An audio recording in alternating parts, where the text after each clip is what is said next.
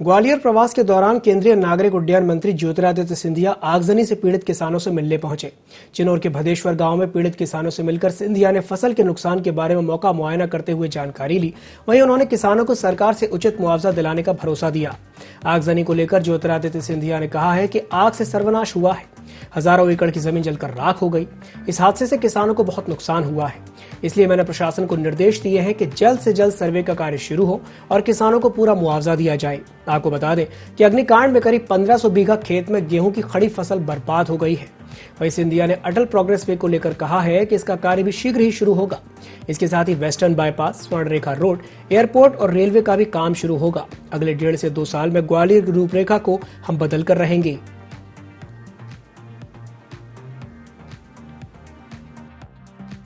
किसानों का सर्वनाश हो चुका, हजारों एकड़ की जमीन पूर्ण रूप से फसल जो कटने के लिए तैयार थी पूरी तरह से नष्ट हो गई। तो मैंने प्रशासन से भी कहा है कि जल्द से जल्द सर्वे हो और पूर्ण मुआवजा हमारे किसानों को मिले।